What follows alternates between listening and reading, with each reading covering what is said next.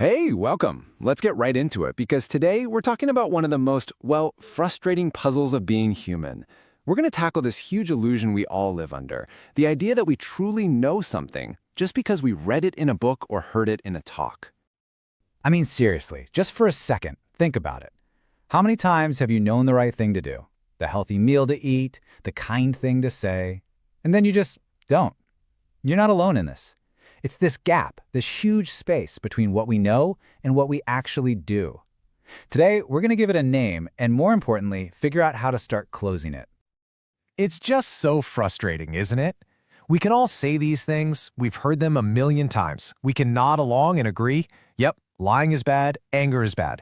But then the moment comes. A little white lie could get us out of trouble, or someone cuts us off in traffic, and poof, all that knowledge just flies out the window. It feels like it was never really ours in the first place. So what is going on here?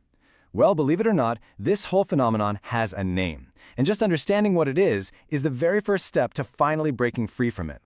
And here it is. The core idea is something called borrowed knowledge. This is basically all the stuff we pick up from the outside world, from books, podcasts, teachers, you name it. And it's good stuff. But here's the trap we fall into. We mistake having this information in our heads for having real understanding in our bones. It's kind of like collecting a ton of amazing recipes. You might even memorize them, but you never actually step into the kitchen and cook. Okay, here's a really great way to picture this. Think about a bank teller.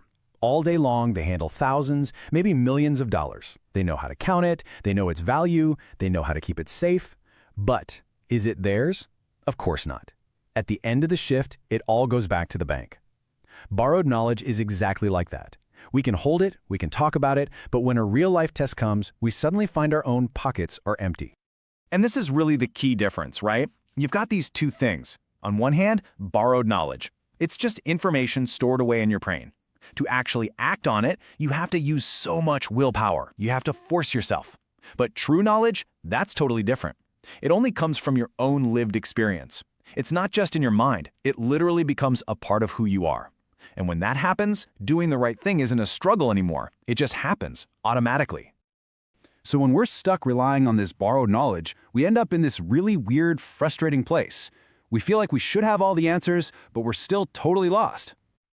Picture this for a second. You're trapped in a room and it is pitch black. You can't see a thing. Now, somebody has given you a perfect, detailed map of the room showing exactly where the furniture is, where the walls are, and most importantly, where the door is. But you can't see the map. So all that perfect information is completely useless. You're still just stumbling around, bumping into walls. That's us, when all we have is borrowed knowledge. And that's what we do, right? We start groping around in the dark. We start desperately searching for something, anything that feels like an escape, some kind of solution to that feeling of being lost. And this is what that groping in the dark actually looks like in our lives. We tell ourselves these stories. Oh, if I just had more money, I'd be happy. If I just find the perfect partner, I'll feel complete. Each one of these is a guess in the dark. We grab onto some external thing, money, a job, a person, hoping it's the door, but it's not. We might be distracted for a little while, but we haven't actually turned on the light. We're still in the dark room. Okay, so how do we get out of this room? How do we finally find that light switch? Well, it turns out there is a key, and it's probably not what you think it is, but it is powerful enough to light up the whole room. So, I want you to really think about this for a second. What could possibly be powerful enough to shatter this illusion we've been living with? What's the one thing that can break us out of the little box of what we think we know? These three words, that's the key. When you can truly, sincerely say from the bottom of your heart, I don't know, everything changes. It's the moment you stop pretending you have the map memorized and finally admit to yourself, I'm in the dark, I can't see. And only then do you start looking for a real source of light. And look, this is so important. Saying I don't know isn't a sign of weakness. It's the exact opposite. It's an act of incredible strength. The second you admit you don't know, you break out of that prison of always needing to be right. You become humble. You become open. You stop trying to force old, borrowed ideas onto your life. And you finally become ready to learn from the only place wisdom ever comes from, your own direct experience.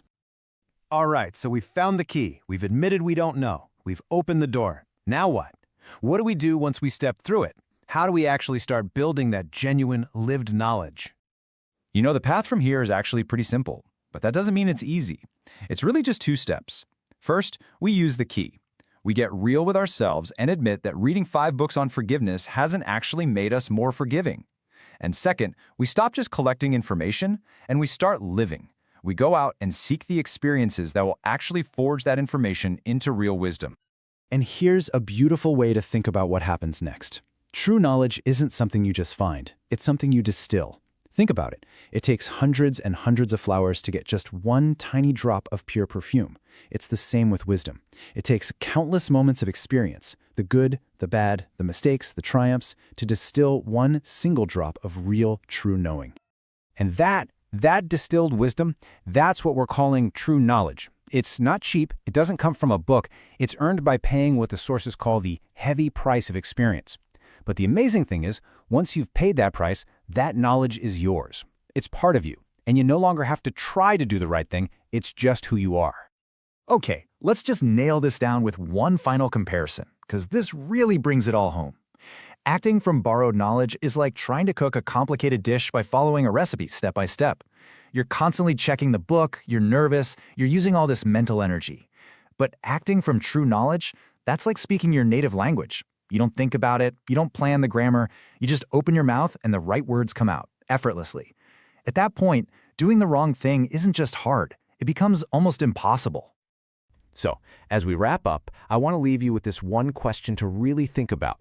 In what part of your life is there a gap between what you say you believe and what you actually do?